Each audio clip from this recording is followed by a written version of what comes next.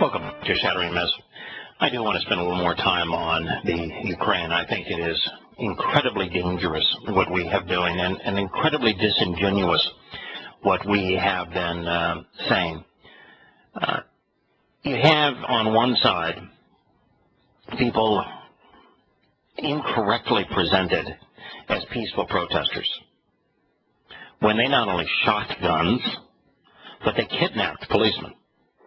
And in addition to that, they occupied and destroyed property in their central square in the capital of Kiev, and they used Molotov cocktails. And yet, when they got the elected president of the Ukraine to flee for his life because of their belligerence, they were presented in the West as freedom-seeking Democrats, loving a relationship with the West and despising Russia. It's all Cold War rhetoric. And yet, when it was published that the Undersecretary of State and the Ambassador to Ukraine were saying F the EU and trying to inspire Ukrainians to act against Russia, no one put the pieces together and said, wait a minute, that's what the CIA used to do. That's what we used to do as a country. That we're the instigators here. And then when Obama tongue-lashed Putin and said, he's still living in the Cold War, should have been pointing the finger at himself. And then to have all of the media thoughtlessly go along with what is obviously the antithesis of what's actually happening and report the same kind of rubbish. It makes them look like they're part and parcel of the deception. And this is not an issue that is capable of being swept under the carpet. This is the prelude to war. NATO has just announced that it's maneuvering all of its weapons into position to defend its allies. And Russia's been put in a position where, what are they going to do? The Ukrainian government is now bringing its military against the ethnic Russians in that country. What is Russia going to do? What must they do? Yes, sir.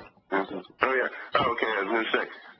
Well, first of all, just answer your immediate question there. I think the obvious thing, the first step, I think, would be tactical air support. I can see, we've seen some aerial activity with the Russian aircraft buzzing the ship in the Black Sea, which shouldn't be there anyway. And then they accused of being unprofessional. But I mean, even before they send troops in, I can see if the Ukrainians start killing ethnic Russians, I can see some tactical air support blowing up a few tanks or trucks just to make an initial point. And yesterday there was incidents of gunfire where the communities that the Ukrainian military had gone into with its helicopters and armored personnel carriers, it began shooting. And what's really making this thing a mess is that the Ukrainian army positions and bases throughout the eastern Ukraine are more likely to leave the base carrying Russian flags than they are Ukrainian flags. I mean, if Russia does not intervene, this is going to turn out to be a civil war. And if Russia does intervene, then with the United States rhetoric and it's using its puppet of NATO, then it's going to be world war. Right. If you over the weekend, I follow a number of different people who study on this. Over the weekend, I was listening to the historian, economist, lobbyist Webster Tarpley, who does. He's a little too left for me, but in general, but he's an amazingly erudite historian, and couple that with some of the what Joel Scalzon has been talking about where this is going over the long term. But Tarpley makes the point that the very notion of Ukraine as a nation state was basically a fabrication of the German general staff circa World War I. Post-World War I era. And historically, they were known as Little Russia. You had Belarus, of course, was White Russia, and Ukraine was Little Russia. And culturally, they've always been yoked to Russia. And so the German general staff... For 300 years, in fact, if you go back beyond 300 years, for 300 years, for longer than America has been a nation, they have been part of Russia. And prior to that, they were not independent. They were never. There has never been in the history of Europe a independent Ukraine ever. They don't have the economy or the political, mentality or imaginations to make it work as a nation state. No, but also let's also go into the New World. The New World is that you take a country that was a small country like Yugoslavia, and you divide Yugoslavia into about 8 different pieces. That might be a slight exaggeration. I don't know if there's 5 or 6 nations that have been carved out of Yugoslavia. But every little ethnic minority wants their own independent nation. And what we're creating is places like Kosovo, and we're creating places Bosnia, that don't have the wherewithal to be a nation. And it's just, you balkanize and you make these dependent little entities which require management by entities like the EU, correct. And what's happening here, and this is what's really fascinating about the whole thing in the Balkans, which is where America is now flying its warplanes aggressively at Russia. And we scold Russia for having troops on its border in the Ukraine. On its border in Russian territory, and we're scolding them for having their troops along the Ukrainian border, but in Russia. And NATO is bragging about how many troops, how many weapon systems, how many fighters, how many tanks we are now mobilizing in countries that aren't ours, adjacent to Russia. And we're positioning ourselves for war, but in Crimea, they're cannibalizing equipment from the National Guard units to rotate over there. Oh, of course, and if you look at Crimea, Crimea was one of the wisest, most sane, most civilized transfers of power that you're probably ever going to see. No one was killed. Not a shot was fired. There was no military invasion. The people said, okay, we don't like what you did in the Ukraine. We're going to take a referendum. And they voted 97% not to be part of the mob rule in the Ukraine and wanted to rejoin Russia. I don't know how it gets any better than that. Well, in a country coming from us, a country with hackable electronic voting machines and vote fraud in every election now, we of course have to turn around and allege that was a rigged referendum. But there's no evidence whatsoever that it was rigged. And by the way, you have an agenda. Of course, you get back to the reality that these are Russians that have been part of Russia for 300 years that want to be part of Russia again. And because the whole experiment of the Ukraine has been an utter and complete disaster. They just don't want to be part of it anymore. It is, here's a country that has only existed for 20 years. They've had 2 revolutions.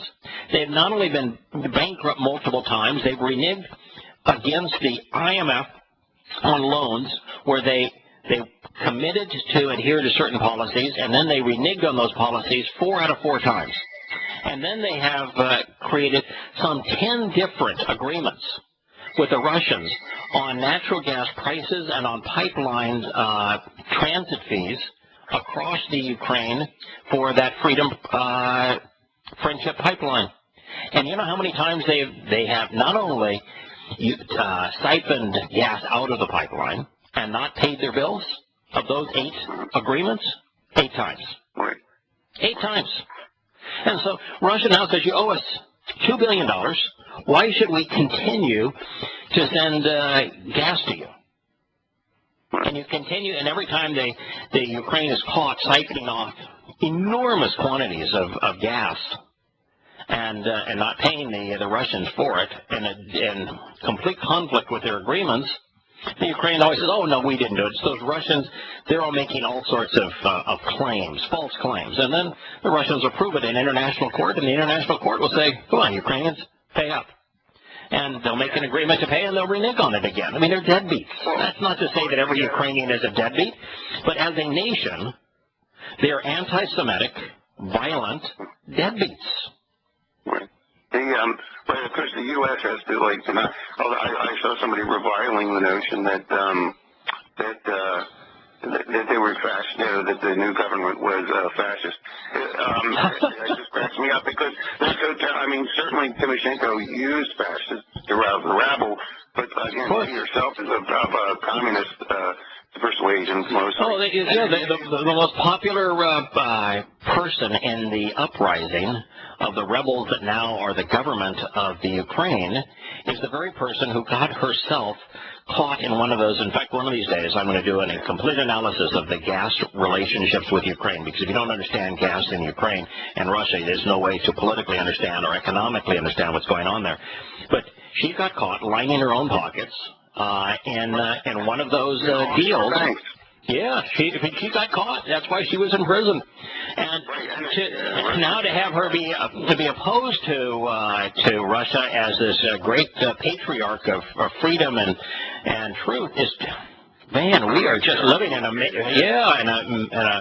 make-believe world. But it's a make-believe world right now with NATO itching for a fight. You know, we can ship natural gas from the Pennsylvania oil shale fields and stuff. You know. Oh, sure. Yeah, just put it on ships and send it over and meet that need that way. Sure, we will.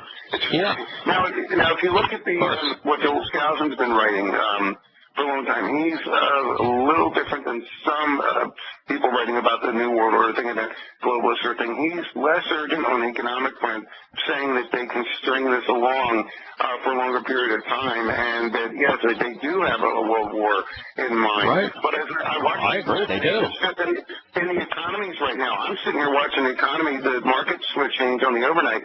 And on a daily basis, you can watch money flowing out of the westernized markets and into the BRICS nations, and then back again. So they've got this dialectic going between the BRICS and the NATO and stuff like that.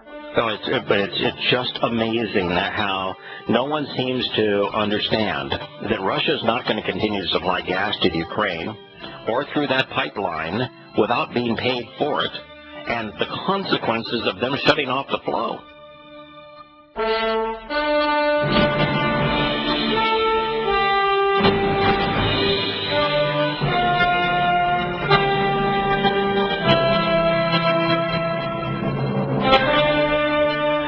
Welcome back to Shattering Myths. Along this story, Glenn mentioned that the USS Donald Cook, which is a destroyer, it is a missile launch platform. It's armed to the gills with the ability to kill and destroy with long and short-range missiles. It decided to provoke the Russians by sailing into the Black Sea, and then the United States called the Russians unprofessional. They called the Russians reckless because the Russians flew two clearly unarmed jets near the destroyer. It's amazing that these people can actually utter this and that news agencies can report it without just bending over in laughter or being disgraced one way or the other. Glenn, please stay with us. We've got Nick having called in from Wisconsin. Hello, Nick. It's good to hear from you. Good morning. Good morning. The first, did you take down the Prophet of Doom? I heard you took down the website. Yeah, I'm glad you asked. For many years, Muslims have threatened to kill me unless I take down the site. And for years, I've just ignored them.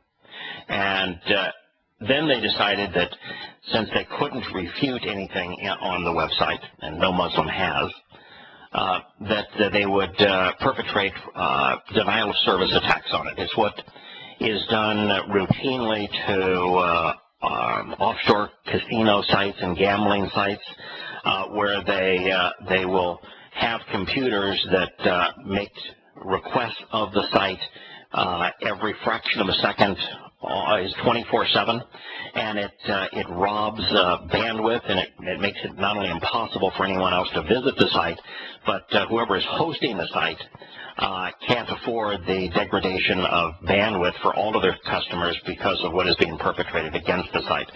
So Muslims have decided that they are so afraid of the truth that they would continually hack the site. Now, there is a solution for that problem, Nick, but in the casino world, they initially pay bribes to get their sites back up, and then they prosecute the individuals. But very expensive software and hosting facilities have been created specifically to resolve that problem. Now, with Prophet of Doom, I give away my research free. You know, the parallel Qurans, the 5 Qurans set in parallel, are all there free. Only site in the world like that. The entire presentation of Prophet of Doom was available in HTML for you to download, and PDF for you to print, and HTML and MP3 for you to listen to. And then there was also all of the other supporting research and documentation, including the most used part of the site, which was Islam in Muhammad's own words, which represented the whole book topically. And so, since I give it away free, I don't sell anything, it's very difficult for me to justify the enormous cost associated with making the site impervious to attacks. And the last time we had the most serious attack, it cost me many thousands of dollars because of the added bandwidth usage. So that is where we're at now. It is a real problem. It is very expensive for me to resolve these problems. The guy that has created the operating system for the site, which is probably the best in the world at what it does, that he donates his time to this project, and collectively, Nick, I don't know of a practical solution as to how we bring the Prophet of Doom site back online. Doublified by many, there's a whole bunch of free websites out there. Just grab the content and make unlimited amount of... Yes. Yeah, there are lots and lots of places where Prophet of Doom is available, that websites have copied it and made it available. And it's, the whole thing is available on YouTube. It's available at many hundreds of websites around the world. And I do hope that one day we find a resolution for this problem. But it's an ongoing problem, and it is causing us serious problems with the hosting also of Yahowah, Introduction to God and Questioning Paul, and as well as the Yahowah forum, because they all have previously operated from the same database. So it is a serious problem. Can they fight fire with fire, like, identify the source and attack that? No, I don't play that game, but I appreciate it. Nick, if you want to stay with us, we'll be right back to you after the break. And Glenn, please stay with us as well. We are going to, however, move to a far more interesting topic, which is Yahowah's testimony, after we return to Shattering Myths. Stay with us.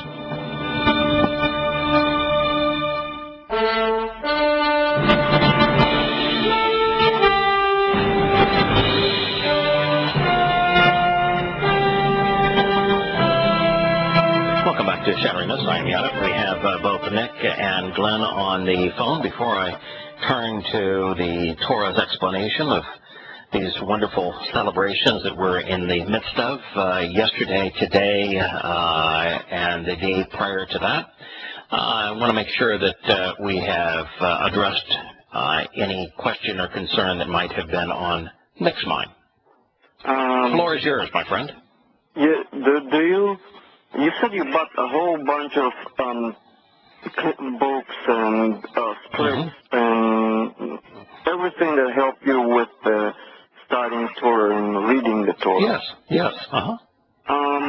Do you have any of it online in digital format where I can just go up and try to, you know, translate it myself instead of reading the, you know. Let me explain that process. And by the way, the list of all of the resources that I use is available both in the opening book of Yahowah.com and also in the opening volume of introtogod.org. So the list is published of the tools that I use. When I began the process, Nick, I purchased a number of interlinears. And an interlinear is a book that has the Hebrew and the English side by side. So you can it's the best way to not only see the Hebrew and English together so you become familiar with the sentence structure and the grammar and that sort of thing, but it also provides a quick reference to pronouns and conjunctions and that sort of thing that in Hebrew are, and like many languages, are integrated into the words themselves. So it is a very effective tool from that point of view. And I got a half a dozen of them in interlinears in hardback form. And then I bought lexicons and dictionaries, Hebrew-English lexicons and dictionaries that, and also Greek-English lexicons and dictionaries. So I use the Greek a lot less than I use the Hebrew. And what I found is that if I only had one that is like the guy with one watch and he thinks he knows what time it is, and if you have 3 or 4, you realize they all present something slightly different, and you really need to think your way through the process by using more than one resource. And so all of those books is what I started with. I probably had 25 Hebrew-English dictionaries and lexicons and the 5 or 6 interlinears. And that's how I began, along with I had a copy of the text of the earliest Greek New Testament manuscripts, and also a number of books on the Dead Sea Scrolls, so I understood what we had to work with, as well as a tool that I think is really helpful. It's called the Dead Sea Scrolls Bible. The translation isn't particularly good. It's no better than any of the others, maybe slightly. But what it does is it italicizes every word that's found in the Dead Sea Scrolls that differs from the Masoretic text, and then references what that difference is. So you have the ability to know what the differences have been, because all the study tools are on the Masoretic. All right, so that's the tools that I use, and I've published all of that information. But now, to answer your question, I don't have the copyright, therefore the legal right, to republish any dictionary or lexicon. Now, I can reprint the Quran, for example, on the Prophet of Doom site, even though it's a translation and has copyright because of the public rights to know. Yeah, the public has a right to know. If people are threatening the public has a right to know why they're threatening. And so I have what's called fair use, and I can promote and I can publish the entirety of a Quran. Even though it has copyright issues, it's the public's rights to know. The public does not. The public does not have a right to know somebody's work as a Hebrew English dictionary or lexicon. Now, even though that's the case, so I can't publish those tools that I use. Although I can tell you what the tools are. If you were to Google Hebrew English interlinear. In fact, I would go it this way. I would say free online Hebrew English interlinear, so you don't have to, you won't be taken to sites that want to sell you a hardback, because the hardbacks are really expensive. But if you Google free online Hebrew English interlinear, you'll be brought to at least 20 sites that provide them free for you. And then if you were to Google free online Hebrew English dictionary, you'll be taken to another 20 sites, some of them overlapping, that will provide those tools for you for free. So there is an online version of all of those things, and I don't know what those sites did in terms of financial relationships with the publishers to enable them to provide those tools online free. But nonetheless, they are sites that are in business to sell things, and they have provided those tools for you for free. Now, after you've used the online tools for free, and there's some good ones, then the next thing that I would consider doing if I were you is to look at, there's 3 companies that make integrated software. Because the challenge of being online is you've got to be online when you're using the tools, and you've got to go between various sites, and it's not all interconnected as well as some of the software. There are 3 companies that make software. I use Logos, but the interactive software is particularly time-saving. You're taking it too far. I will find ways to where to go and how to get the things. What I need is to see the Torah. The Torah does not have the copyright. It's the God's working. There are the interlinears will provide you with the Torah. The first 5 books of the Hebrew Torah, Prophets, and Psalms is the Torah. So if you Google Hebrew English interlinear, you'll probably have to Google Old Testament along with it, because that's the terms that the scholars use, unfortunately. It will take you to the first 5 books will be the Torah. And do you have any websites where trustful, where I can be sure that it's not changed by... No, every single one of those sites, is going to present the Masoretic text. Every single one of them. And then if you purchase the book, and I think you have to purchase it because I don't think it's available by any site free online, the Dead Sea Scrolls Bible, you'll be able to know where the Dead Sea Scrolls differ from the Masoretic text.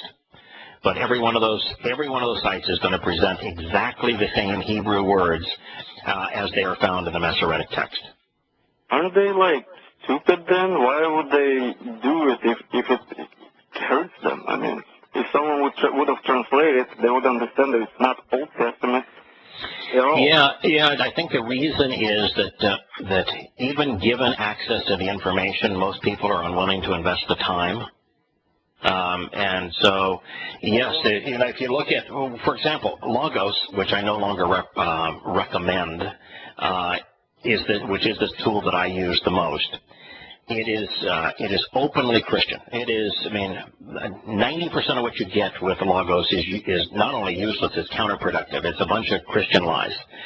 And yet, they provide the tool that proves that their religion is wrong. It's very stupid and very nice of them. So it is. Yeah. Now, and Logos, which is the integrated tool, which will give you, with Logos, if you get the original languages version, it'll come complete with at least 3 or 4 interlinears. So you'll be able to read the Torah as in an interlinear form, which is really helpful. But it'll have 3 or 4 interlinears. One of them you can use as the backbone for your study. You pick whichever one you want. I usually have 2 interlinears up at the same time. And then it will let you choose how many lexicons you want to have available to you at any one time. I choose typically 20 to 25 lexicons that I review constantly, dictionaries. And then it will also give you a direct link to the stem of every verb, the conjugation of every verb, and the mood of every verb, as well as whether the nouns, for example, are masculine or feminine, and whether things are plural or singular. And as you're beginning to learn how to translate, having that information, and somebody explained what the Hippel stem means. That's where the subject causes the object to engage in the action as an understudy. Having that reinforced and available at your fingertips is pretty helpful. Okay. All right. Thank you. But I want to tell you, Nick, there is nothing you can do that you will find more valuable. Now, I would also recommend you do one thing if you haven't already. Introtogod.org was written expressly to prepare, to equip someone who is engaging in this process like you are, to maximize their learning curve. And so what it does is it goes through, here are all of the manuscripts that are available to us. Here's the history of the manuscripts. Here's the variety of academic tools that you can use to evaluate these manuscripts. Here's the history of the alphabet itself and what the letters of the alphabet originally represented. It is going to provide you a review of what stems mean in Hebrew and how to apply them, what the conjugations mean and how to apply them, what the moods mean and how to apply them.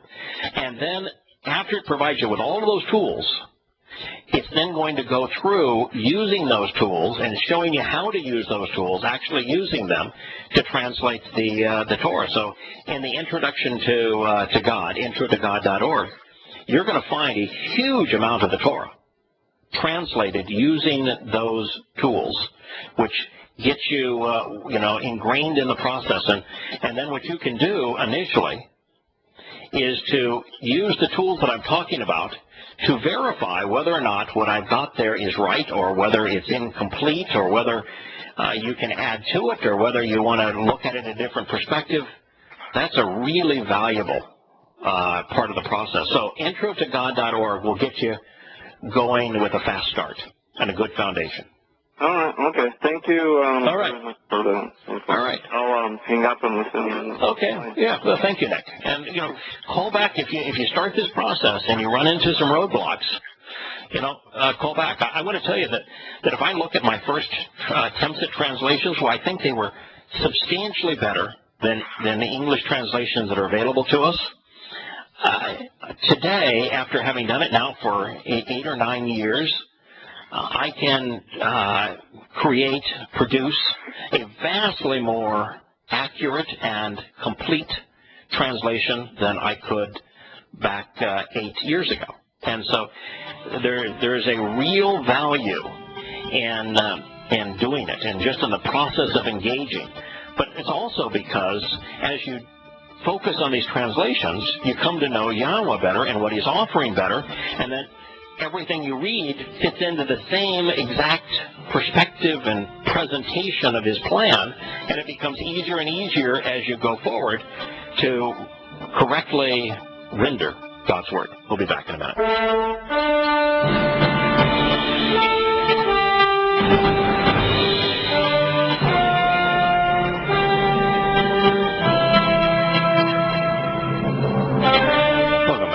Shattering Myths.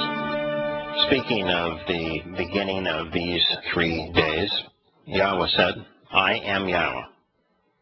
Now that ought to have been enough to get most people's attention, to keep people from making stupid statements like saying that Passover was a Jewish observance, that if you're celebrating Passover you must be Jewish. He began to say, he said, I am Yahowah. He didn't say I am Jewish. He said, I am Yahowah. And then he told us what the blood represents that was on the doorway, the upright poles of the framework for that doorway and the lintel. And he said the blood will exist for you as a sign. For you as a sign. God is the blood will exist for me as a sign. God's pretty smart. He pretty well has this figured out. That it will exist for you as a sign. On the homes where, by way of the relationship, you are at that time. So when I see the blood, I will choose to actually pass over you on that account. Pass over for what? What was happening to those he didn't pass over? The firstborn sons were dying. Pretty obvious then that Passover and the sign of Passover is the portal to life. That, in case you didn't get that, though, by the obvious inference, by making reasonable connections, God goes on to say, the plague leading to death and destruction shall not exist among you when I strike the realm of the crucible of Egypt. This day, on your behalf, shall always exist as a memorial and reminder. Go ahead, Glenn, and then I want to talk about the plague of death. I need about 1 minute to close off, and then I can drop off and listen. But okay. I wanted to bring closure because, first of all, Nick got you again. He called in looking for free lexical aids and asked terse questions at 16 RPM, to which you respond by burning an entire segment at 78 RPMs, and I'm not sure how much that he actually got. About the third time you've been through it with him on the air. Hyperlink. But Glenn, I knew the specific question that he asked, and yet we do the show for the listeners at large, and the purpose of the show is to introduce people to Yahowah's testimony. And so if by providing a more comprehensive answer, grassroots, this is what's available, this is how you go about doing it, these are the challenges and opportunities, I felt that was better for our specific answer. And very seldom, Glenn, like even if I'm talking to you, and I enjoy our discussions on this program, Glenn, but a lot of the times when I'm talking to you, I will revert back to trying to put what you said into a greater context, because the real purpose of the show is for the listening audience as a whole. So you're right, I did do that, but I did it for a purpose. Even I was having trouble keeping up. I think people have trouble listening that fast to that much. But anyway, okay. So that was another. Now that is an issue, and I've always had that, and that is a very valid criticism. And what I've always been accused of about anything that I'm passionate about is that I spew out information at the rate of a fire hose, and most people prefer to drink at the rate of a drinking fountain. And so it becomes way too much information, way too fast for most people to process. And I want to tell you that I am absolutely guilty of that. I don't know of a way to avoid the problem other than repetition. In other words, if you spew out a lot of information very quickly, but you repeat it, then people, about the seventh or eighth time you've repeated it, people are pretty much up to speed. But Glenn, I've got a lot of faults, as I'm sure most people do, but just like most people, I've also got a couple of strengths. And one of my strengths is that my mind does process information at a reasonably fast rate of speed. It's why I enjoy Yahowah's testimony so much, because I can let my mind race at full speed, and I'm just constantly finding connections that inspire understanding. So, I really like doing this because it operates at the same speed that my mind does, and then my enthusiasm for it sometimes causes me to spew out too much information too fast, and I get it. You are right. You are right. I stand properly accused. It takes one to know, and left brain concrete when you're verbal. Yeah, there you go. I gotta go take care of somebody. Let me finish. Okay. The blatant hypocrisy of U.S. complaining about this Russian flyover. This is we're the nation who, from the time of the F-4 Phantom to the times of the F-15 Eagle and F-16 Falcon, routinely escorted Russian Bear bombers, over international waters near the Aleutian Islands. Correct. To bitch about that is just ridiculous. Boy, are you ever correct? You're correct. We're pure hypocrites. I agree with you. I'm glad you finished that thought. Thank you, Glenn. Join us again tomorrow.